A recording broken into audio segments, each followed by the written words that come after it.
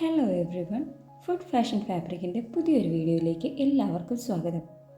മലയാളികൾക്ക് ഏറെ പ്രിയപ്പെട്ടതാണ് ബീഫ്. റെസ്റ്റോറൻറ്റിൽ കിട്ടുന്ന അതേ രുചിയിൽ വീട്ടിലുണ്ടാക്കാൻ പറ്റുന്ന BDF അഥവാ ബീഫ് ഡ്രൈ ഫ്രൈ ആണ് നമ്മൾ ഇന്നുണ്ടാക്കുന്നത്.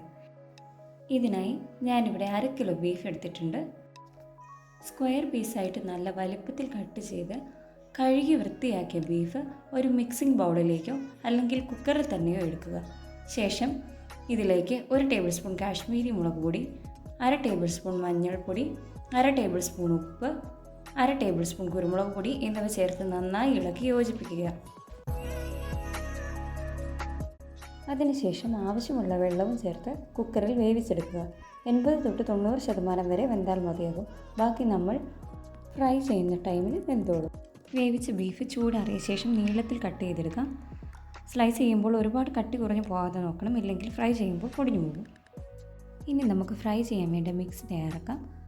അതിനായി ഒരു മിക്സിംഗ് ബൗളിലേക്ക് 3 table spoon cornflour, 1/2 table spoon കുരുമുളക് പൊടിച്ചത്, 1/2 ടേബിൾ സ്പൂൺ പെരിഞ്ജീരകം പൊടിച്ചത്, 1 table spoon chilli flakes, 1/2 table spoon garam masala, 1 table spoon Kashmiri മുളക് പൊടി, 1/2 ടേബിൾ സ്പൂൺ മഞ്ഞൾപ്പൊടി, പാകത്തിന് ഉപ്പ്, 1 ടേബിൾ സ്പൂൺ വിനാഗിരി അല്ലെങ്കിൽ നാരങ്ങ നീര് ചേർത്താൽ മതി. പിന്നെ ബീഫിൻ്റെ സ്റ്റോക്കും 1.5 ടേബിൾ സ്പൂൺ ജിഞ്ചർ ഗാർലിക് പേസ്റ്റും ചേർത്ത് നന്നായി മിക്സ് ചെയ്യുക. എല്ലാം നന്നായി യോജിച്ച ശേഷം അതിലേക്ക് സ്ലൈസ് ചെയ്ത ബീഫ് കഷ്ണങ്ങൾ ചേർത്ത് മസാല മുഴുവനായും ബീഫിൽ പിടിക്കുന്നത് പോലെ തിരുമ്മി യോജിപ്പിക്കുക. കുറഞ്ഞത് 1 മണിക്കൂറെങ്കിലും ഫ്രിഡ്ജിൽ വെച്ചിരിക്കണം. 1 മണിക്കൂറിന് ശേഷം ബീഫ് പുറത്തെടുത്ത് ഫ്രൈങ് പാനിലേക്ക് ആവശ്യമായ വെളിച്ചെണ്ണയോ മറ്റെന്തെങ്കിലും കുക്കിംഗ് ഓയിലോ ഒഴിച്ച് എണ്ണ ചൂടായ ശേഷം ബീഫ് പീസസ് അതിലേക്ക് ഇട്ട് കൊടുക്കുക. തീ മീഡിയം ടു ലോ ഫ്ലെയിമിൽ സെറ്റ് ചെയ്യുക. 2 മിനിറ്റ് കഴിഞ്ഞ് ചെറുതായി ഇളക്കി കൊടുക്കാം.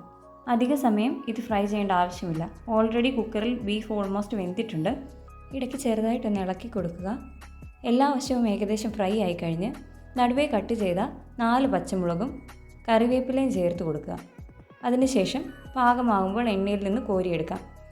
നന്നായി ആഹാരം കഴിക്കുന്ന ആളുകളാണെങ്കിൽ കൂടുതൽ അളവിൽ ബീഫ് വാങ്ങാൻ ശ്രദ്ധിക്കുക. കാരണം ഫ്രൈ ചെയ്ത് വരുമ്പോൾ ഇത് ഒരുപാടൊന്നും കാണില്ല. ചേരുവകളുടെ അളവും അതിനനുസരിച്ച് മാറ്റം വരുത്തിയാൽ മതിയാകും. അതുപോലെ തന്നെ കുക്കറിൽ നിന്ന് എടുത്തതിന് ശേഷം ഉപ്പ് നോക്കിക്കഴിയുമ്പോൾ ഉപ്പ് കുറവുണ്ടെന്നുണ്ടെങ്കിൽ മാരിനേറ്റ് ചെയ്യുന്ന സമയത്ത് അതിനനുസരിച്ച് ഉപ്പ് ആഡ് ചെയ്യുക. 2 മണിക്കൂറിൽ കൂടുതൽ ഫ്രിഡ്ജിൽ വെക്കാതിരിക്കാൻ ശ്രദ്ധിക്കുക. വല്ലാതെ സോഫ്റ്റായി പോയാലും ഫ്രൈ ചെയ്യുമ്പോൾ പൊടിഞ്ഞു പോകും.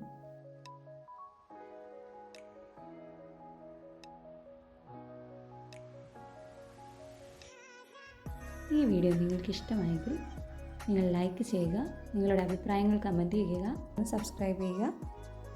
Thanks for watching.